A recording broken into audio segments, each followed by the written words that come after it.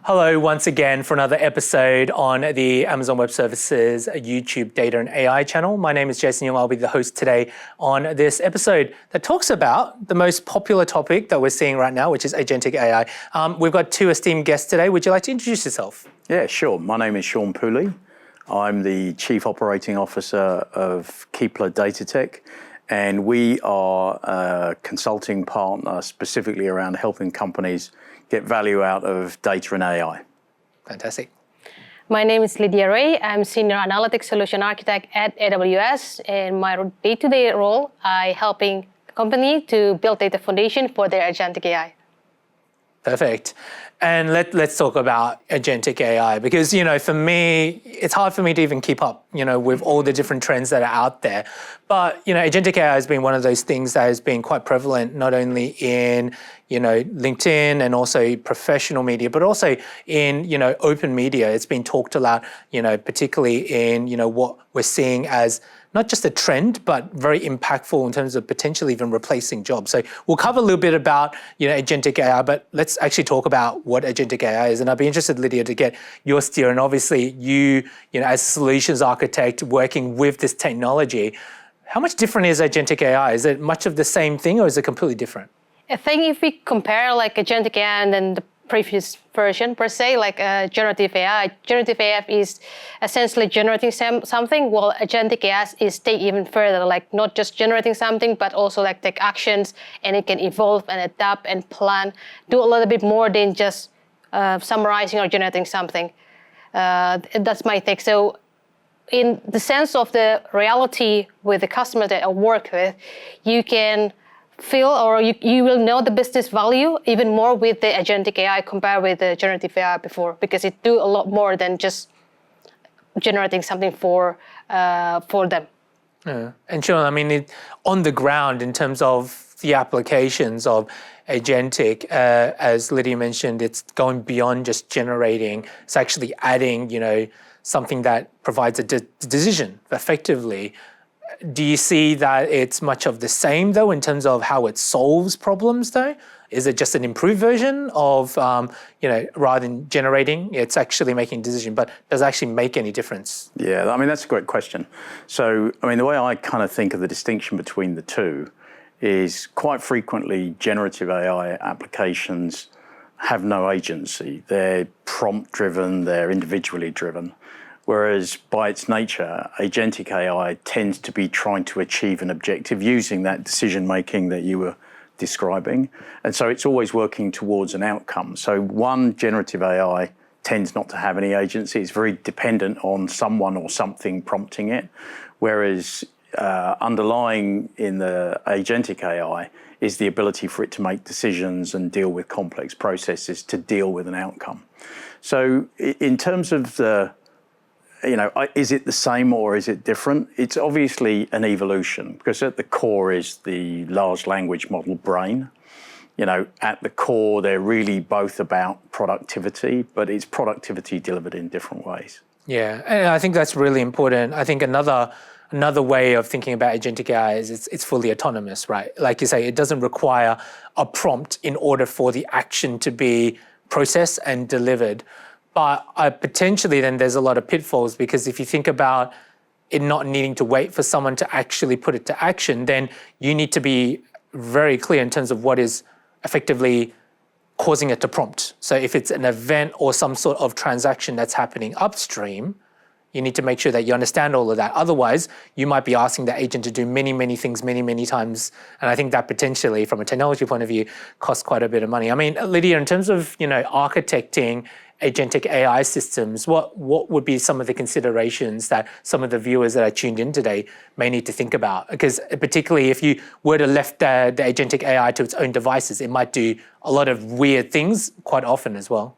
The first thing is data foundation is important because, as you say, it's automated, that the data coming in should be good quality of data. You should have the robust foundation. So to make sure that the agent actually behave like what you intended to do for the Agentic AI. And of course, guardrail around it is important to make sure regular monitoring that you need to do. So make sure when you use Agentic AI, it's not threatened to the different direction, for example. So let's talk a little bit about feedback loops and monitoring of agentic AI applications, because I imagine it's nothing new, but there's more of a nuance to that nowadays. So Sean, what's your view around monitoring AI workloads, particularly agentic AI, and what the considerations need to be? Yeah, I mean, that another great question. In terms of monitoring, monitoring AI is something people don't do enough of anyway. We hear a lot, for example, in classical AI about model drift. And that's because people aren't spending enough time monitoring what it is they're putting into production rather than putting it in production. So when you then start thinking about agentic AI, the monitoring of that process, is it continually performing the outcomes that you expect it to do, is a really important topic. And again, it's not dissimilar to with human beings. I mean, if someone's doing the work and they're doing it well, you can monitor it, and eventually you're only looking at it by exception. And then one of the ways that we find that you get to identify gaps or you improve is we're huge believers in product thinking, continuous improvement, continuous development of the use case, because nothing is static. It's a data product or an AI product, not a project. And so that continuous improvement also enables us to capture where there's been an escape and then actually correct it. And that's important because if you don't correct it, you lose confidence in your user base. The flip side is when you get even banks used to the idea of 2 or 4 week or 5 week or 6 week deliveries, all of a sudden they do adoption and acceptance much faster because they're not thinking this is the final thing, that they're not going to see anything new for another 12 months. But this topic of monitoring, both traditional AI, but also agentic AI, hugely important. Yeah, and Lydia, practically speaking, when it comes to monitoring and then taking feedback of agentic AI applications and then ensuring that you're calibrating the workload, what would be some of the things that AWS can help with that? For monitoring, you can get the data the feedback loop that you have and put it back into your, for example, raw data, training again the models or doing some evaluation against the feedback loops that you have from your users. And that will help the agent to stay current. And what adds to that? I mean, with the monitoring, you get observability. That's a fairly topical topic right now. And if you are able to have good observability and monitoring of the process, you get trust. Mm-hmm. You can build confidence, and then you can get acceleration and you reduce resistance. Sounds like a lot of buzzy, cliche things to say, but it's really simple and straightforward. Yeah, and I think fundamentally it all comes down to whoever is consuming the output of the agent is the one who's going to either adopt it or not adopt it. And it's all well and good that you've automated the process, but if the process is wrong and you're not taking feedback, just like any good human knowledge base expert, they're going to lose that confidence and trust when they're talking with their stakeholders. So we need to treat agents or AI agents in the same way in terms of whether or not they're making the right decision and how they can calibrate. Otherwise, no one's going to adopt their workload, and all of that investment that you put in technology is going to be for naught. Exactly. And can you imagine doing the yearly evaluation of your AI agents? Yeah, exactly. Well, how right. have you performed this year, AI agent? Exactly right. And one of the things which is really important is, so we're talking about the inputs, obviously, like what is prompting the agent to actually make a decision. And then further down the line, there's probably some process. And we've heard about this kind of process automation before, call me crazy, but this is nothing new. So Sean, can you talk a little bit about what you're seeing around banking financial services, around process automation, and how does agentic AI help with that? Or is it, again, much of the same?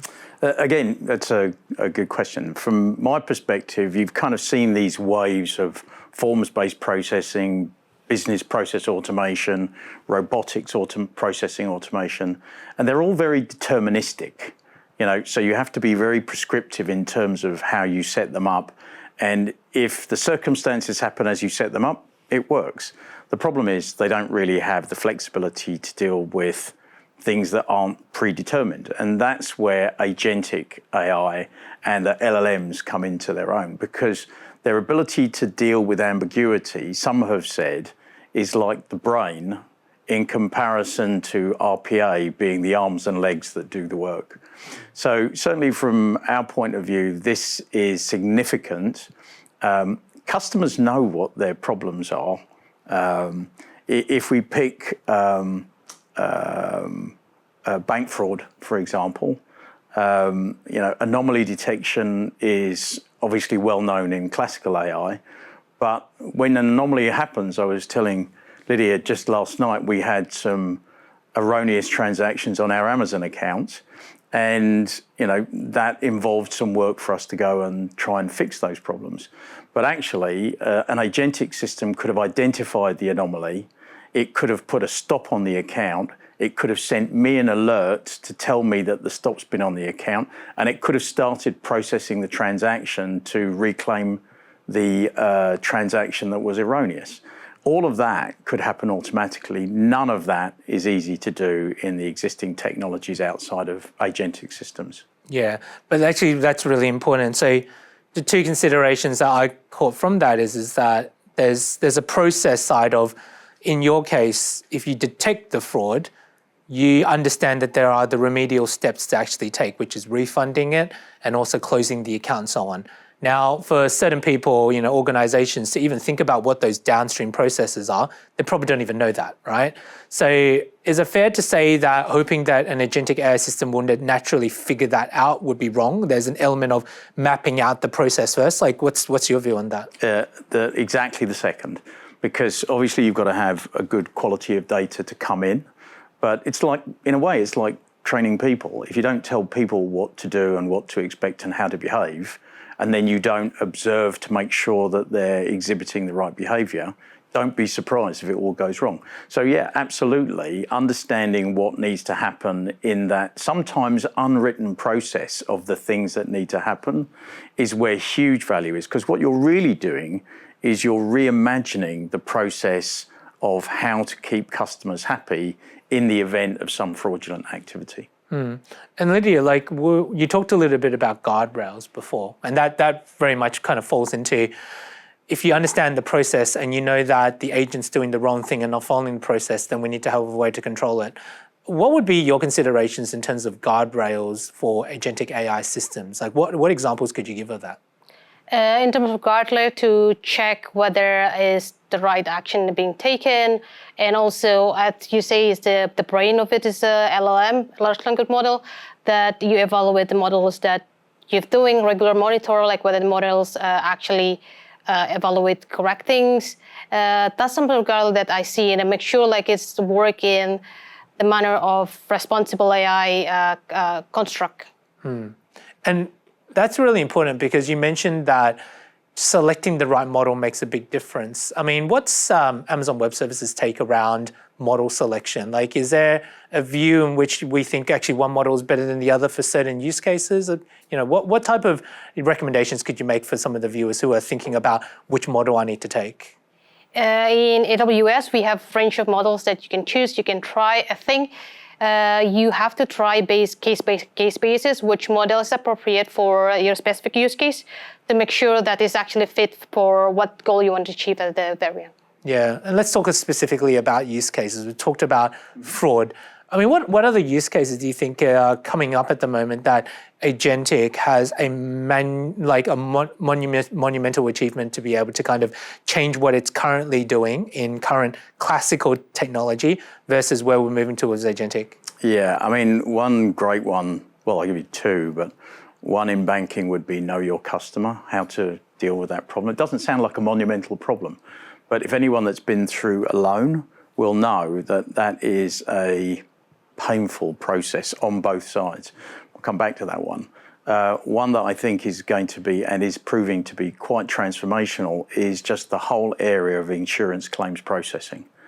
The things that you can do, from understanding the documents for the agentic system to understand the documents, what's the tone and the intent inside of the documents, what is Jason's policy, does it entitle him to do that?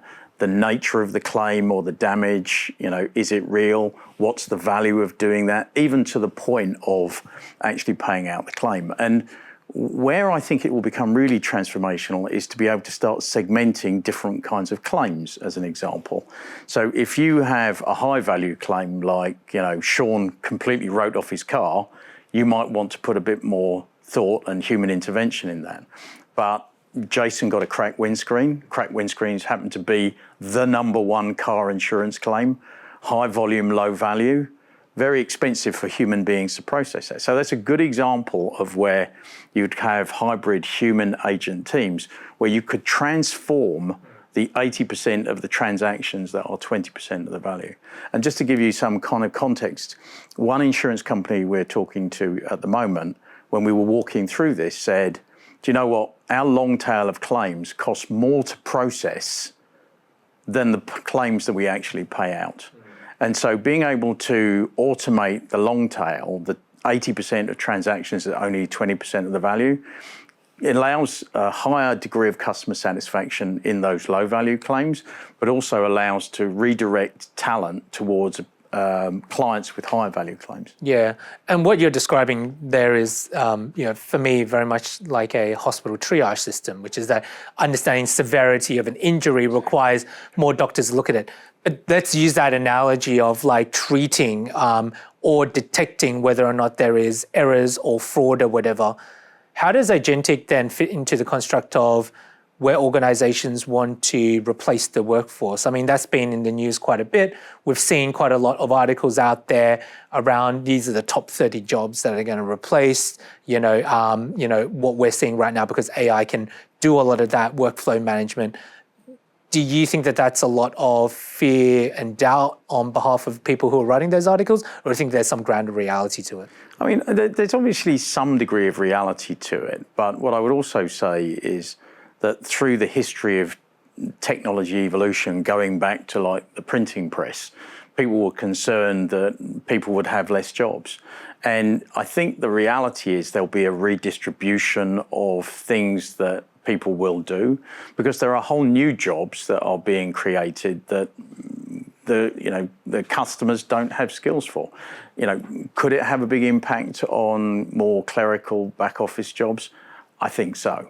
On the other hand side, I don't know a single company that has more people than it needs or more people than it wants to do things that they can't get to. So I think there'll be a degree of, some labour shift down, but I also think that there'll be new areas of investment that will come. The other thing I would add is there's a very strong focus on cost reduction, but most of the customers that we engage with, they're really quite focused on how they grow revenue. So to me, I think there'll be a balance. Yeah, and Lydia, like we talk a lot about productivity and an organizational level. Obviously, you want to make sure that your workforce is more productive and therefore you can save the time. But with Agentic AI, if you were a developer, if you were coding, what benefits does Agentic AI allow developers and data engineers to do better? Yeah. I think it's some automations that, first of all, of course, like the basic of coding or writing SQL or writing whatever type of language that you want to write, you have to understand because if you just do Agentic AI to do coding, the tons of tech depth that you will have is like too much. But once you understand the basic, it speeds up for doing things, because in the past when we do coding, if we don't know something, we still going to search Google or Stack Overflow or other things to find like a piece of code and then try an error. And Agentic AI helps to accelerate that development process. I think that's something which is quite interesting. The other thing that is top of mind of everyone is this idea of vibe coding, the way in which you can code without actually needing to code. So you're just really prompting and then an Agentic AI system is actually then rewriting the code for you. Does Agentic AI then fundamentally then make people more lazy though? I guess that's the other thing that we've also heard. I mean, Sean, is there a kind of a thought from your side of Keepler, and actually laziness could be good in certain ways if it means that from a work-life balance, people aren't as stressed as they are? I mean, what's your thoughts? I don't know about laziness. I don't know, again, I'll just stress it. I don't know any knowledge worker that finishes the day and said, right, I did all my work today. Nobody I know in knowledge work has this finished the day concept where there's no more work to do. So I do believe that people will become a lot more productive. And, if you follow a lot of the PE Silicon Valley thought, The big moonshot is, which person or company is going to become the first $1 billion valuation one-person company. So I think, aspirations will change. Now, do I think a 1 billion one-person valuation company is going to come about tomorrow? No. But I think the opportunity will exist for a lot of small businesses to generate that way. So again, I think it will change the nature of the market. I don't think it'll engender laziness. Yeah. One thing which would be interesting, and we always talk about it on this channel, is there needs to be some level of executive or leader conviction on what the strategy is around AI. We talk a lot about data and AI strategy on this channel. How does agentic then fit within data and AI strategy? Now that you've got this new construct, which is revolutionary, if you had a data and AI strategy a year ago, does it fundamentally change today? I guess it depends what your strategy was. Quite frequently we get called into companies and they say, we're trying to create an AI or a data and AI strategy. And we say, well, what are you trying to do? Well, the board's asked us what our AI strategy is. Tell us about AI. And that in itself is one of the pitfalls, that people get lost in the technology rather than the outcome they're trying to achieve with the technology. A year ago, if someone had a good AI strategy, they would have a set of use cases that would deliver some amount of value. And there's a lot more that we could talk about around there. And all that really means today with agentic is there's a broader set of use cases that they could deliver against. The pitfall is if people over-rotate and focus on, we've got to do agentic, we've got to do agentic. I'll give you a different example with a bank that we were working with in Southern Europe. They got really excited about generative AI. We want to do generative AI. With another partner, we generated 50 use cases. Less than 10 were generative AI, the rest were AI.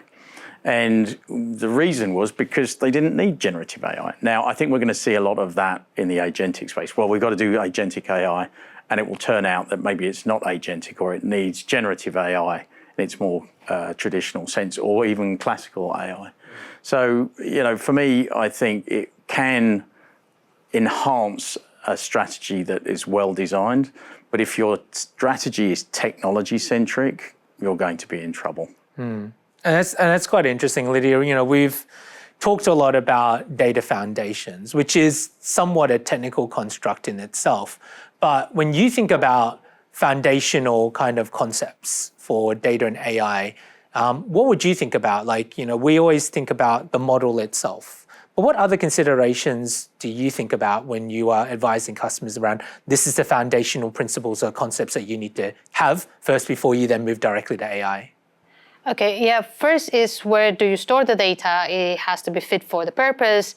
And then the second is how you govern the data, because a lot of metadata, agentic AI will understand what is in the data, is how rich your metadata management it is.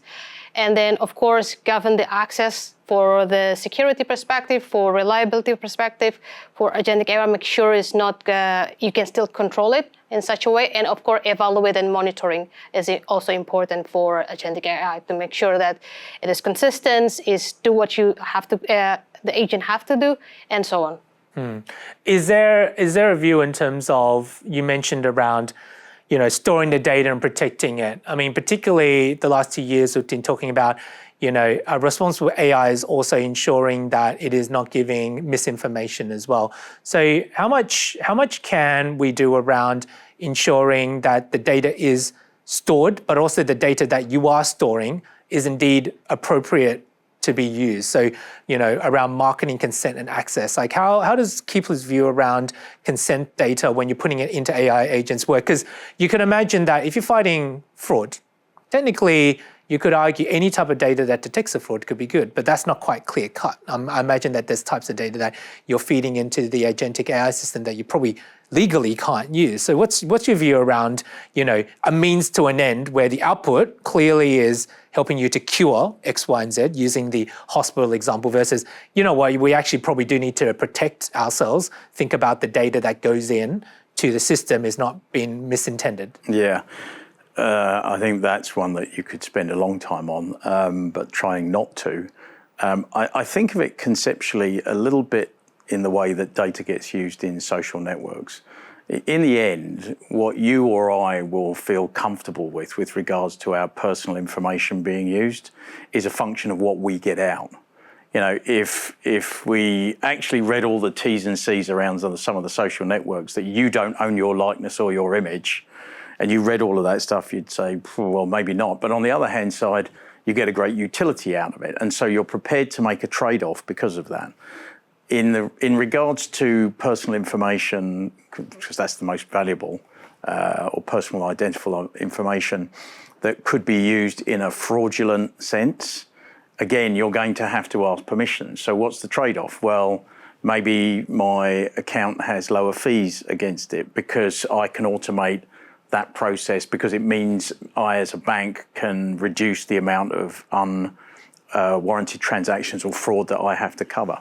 So from my perspective, I think it's a matter of explaining the benefits to the client and what information is needed so that that individual trade-off can be made. And you see it in other walks of life as well. You see it in DNA information. It doesn't get more sensitive than DNA. Some people will consent to have their DNA shared because they get an outcome. It might be a cancer treatment.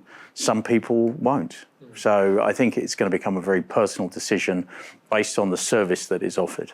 And because of that, you could argue that in order to understand what service needs to power the outcome, you almost need to understand what is it that you're solving for.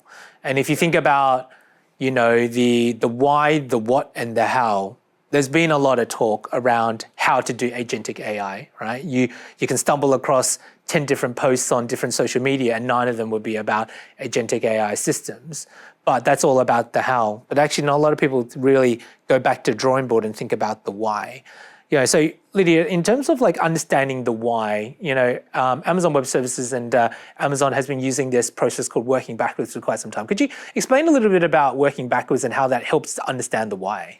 So like we always do this working backwards, that understand like what is exactly the problem that you want to solve. And before thinking about what tools or technology that we want to use, but trying to understand like what is the solution. From there, we try working backwards to understand like, okay, what is the solution for this particular problem, and then implement a tool at the end. But always start from the problem instead of like, yes, we have this tool and we want to use for something, but we always working backward from the problem itself. Yeah. And because of that, do you think, Sean, enough people are working backwards when they think about AI then? No. Less about agentic? Nope. No? Not even close. And the data backs it up. You know, the number of people that get to production with something that their business values, still really small. In fact, I saw a piece of information from BCG that said no more than 30% of execs are satisfied that they're getting value from the work that they're doing in AI. Now, if you had a working backwards philosophy, then you would know what your objective was, whether it was increasing revenue, reducing costs, whatever it might be, and you would have something to measure it against. What we find, and I'm sure you find this as well, and it's a pitfall, a lot of people start with a POC and, you know, experimentation, no business buy-in associated with it. And the outcome is, you know, learnings, but no real outcome in terms of the business. So we're big fans of the working backwards approach. It aligns to the way we think about this, which is to have a roadmap of things that you want to do. You don't have to do everything all at once, but understand starting from the outcome, working backwards. Yeah. And I imagine when you talk about working backwards and how to apply it, the people that need to work backwards, it can't just be one part of the function. Because as you say, if one area does a proof of concept, no one else will know about it. So part of me says that there needs to be some sort of cross-functional representation. I'd be interested then at the leadership level. You talked a little bit about, you know, talking with executives and what is it that they want, and they're always wanting more. From an alignment of what executives want to get out of agentic AI, is there a misalignment from different executives on what they want as their success or their objective? I would go, I mean, I don't think this is restricted to agentic AI. I think generally there is misalignment across organizations. Everybody wants something. The HR exec, the sales exec, the finance exec, well, fine, okay, so in what order? Because the technology team can't deliver all of that to you. So I think it first starts from a misalignment of where the value is going to come from, and how that aligns to the strategic objectives of the company. One client that we're working with, a medium-sized manufacturing company in the north of England, they're very clear. We're trying to grow revenue and we're trying to increase margin. We think we've got particular leverage around price. They have a bill of materials that's an incredible large number. So how any human being could figure out, when Jason buys these 2 products, he's going to buy this product next. When you've got thousands and thousands of SKUs, it's an impossible task. So having a clear view of what your strategic objective is as a company, then boiling that down to what are the key strategic initiatives, and then having alignment around those initiatives is critical, because otherwise what happens is thrashing. And there's an organizational construct that you have to have, which is both domain or stakeholder from the business partnered with technology. And there's a number of different ways you can do it. The other reason that's super important is when the CIO or the CDO or the CAO comes and says, you know what, Jason, you're the CEO, I think we can increase sales by 20%. You're going to go, Lydia, how are we going to do that? Because you're the head of sales. They're not going to believe the CDAO. So you have to have a partnership with the domain and the stakeholders to be able to get that alignment. Then conversely, where we have people who are building out these AI centers of excellence, that is, one area that is multidisciplinary. You've got different people, different areas, basically incubating these proof of concepts for excitement. Do you think that's the wrong approach then, if you need to work backwards, or do you think you can actually simultaneously have a center of excellence incubate whilst also aligning and doing that longer term exercise before you start doing anything? Yeah, I think you have to do both. One of the reasons you have to do both is the speed at which technology is evolving and emerging is faster than most human beings can keep up with it in an organization that is, an insurance company or a manufacturing company. So I think you have to have these centers of excellence. However, they can't drive the business value. It's as simple as that. And we've seen a variety of different models. We've seen what I'll describe as distributed models with line of business IT sitting with the business. We've seen centralized models where they bring all of the use cases in and it's all built centrally and they serve out to the business. And we've seen hybrid models somewhere in between. They've both got their pros and cons. When skills are short, it doesn't really make sense to fragment those across the business. On the other hand side, things that are centrally delivered don't tend to be adopted as well in their domains. And the model that we're seeing the most that works is sort of like a center of excellence of delivery coupled with domain owners and product owners inside of the business. And Lydia, are you seeing that, when you're talking with potential kind of AI experts and customers around what is it that they want to carry through? Do you see that they're doing more proof of concepts, or are they taking a bit more time to understand the working backwards approach? The majority, initially, they are listening to the hype and then they want to we want to do this because everybody else doing it, because the competitor having it or something like that. But in AWS, we always advise to look what is actually your problem, because Sean mentioned, from the problem measure what is the return on investment for you, for example, and then what exactly you need, because sometimes you already highlighted in the beginning, you might not need the Agentic AI, you need the machine learning model, traditional machine learning model, which is maybe a lot more cost efficient for you. But I see because of the hype, customers that I work with sometimes have in a panic moment to we have to do this too. But we always prompt in the question, but why? For what? What exactly you want to achieve? I think that's really important, obviously, because we have representation of Keepler Data Tech and also AWS. Your philosophy at Keepler is very, very similar in terms of being an advisor to really pose some of those hard questions back to your customers. Can you explain a little bit about that? How would that work in practice? Yeah, so, just like you asked me, so you asked about an AI strategy, and we ask, well, what's your business strategy? If you're trying to apply tech, it's an age-old problem. You try and apply technology for the sake of technology and it doesn't align to your business or your business strategy, you're going to have a lot of unhappy customers. So we will try and understand the client problem. That's normal. We are quite good at co-creating that value with them, helping them to think through the use cases, but not just the value of the use cases and the impact, but the effort. That's where that's another one of those pitfalls, because clients quite frequently get very excited. Here's this use case, it's going to generate the most amount of money. It'll just take 3 years to deliver. And by the way, there's a whole bunch of other prerequisites. So we help them understand how to create a roadmap, but what it will really take to deliver that roadmap. To your point, Lydia, if you haven't got good data, you're kind of wasting your time. I'll come back to that in a minute.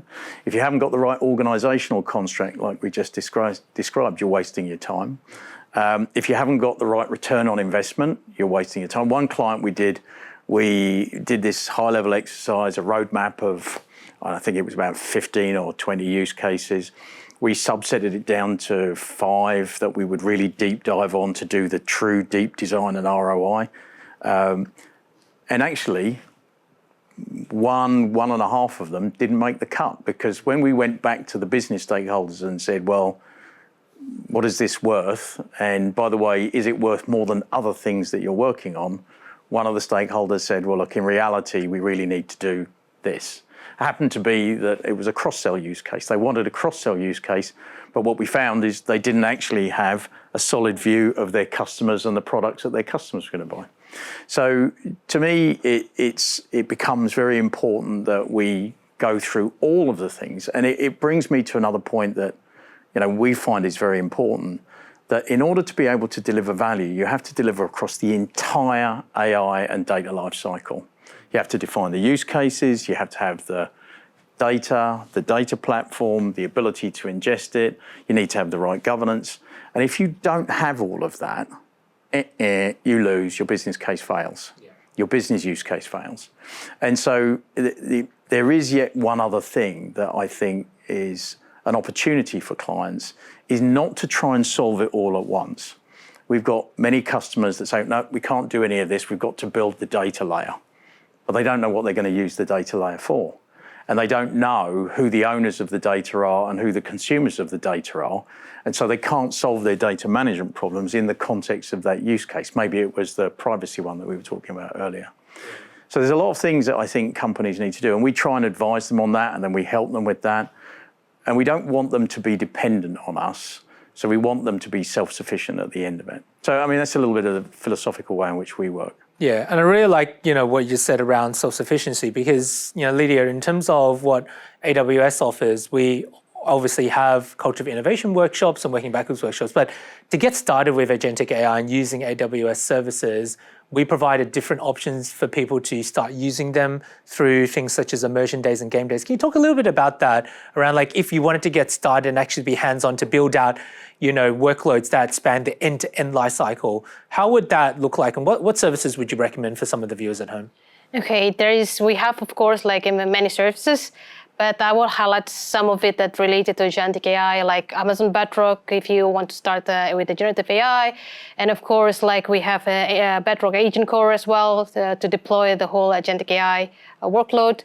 And the other things that I like and I tried lately is the Kiro, which is it's free at the moment. And it's good for you if you want to try to build an AI agent. And Kiro, I tried, it's really fun, and I would really highly recommend it. Is that something that, when we think about where we can help out, how much information can people find around these services? Or should they come and, contact someone like a solutions architect? Is there a lot of information out there that we can ask people to? There's a lot of documentations available publicly. And of course, if it's specific for an organization, of course, they can contact AWS folks like me, like myself, and other solution architect to help build proof of concept or something like that. But if you want to try yourself, there is a bunch of documentation that we have from AWS. Fantastic. Yeah, and I would reinforce, the information, we're obviously an AWS partner, but the information available on the services is outstanding. So, from our point of view, as someone that uses the services to turn them into something, I would highly recommend anybody to check out the services available online. Yeah. And I guess like in terms of like how, some of the viewers who would like to get in contact with Keepler, how would they try and, make sure that they can set themselves up for success in terms of their AI strategy for now and the future? Well, you can contact me, Sean Poulley, or you can go to Keepler.io and you'll see a whole bunch of information on what we call our navigator process, which is how you navigate from having nothing to a strategy to a detailed plan to execution. That's one way that they could kind of get in touch with us. And, as I said before, the things that we pride ourselves on are co-creation of value, delivering end-to-end across the entire life cycle. You have to have a strong team to be able to do that.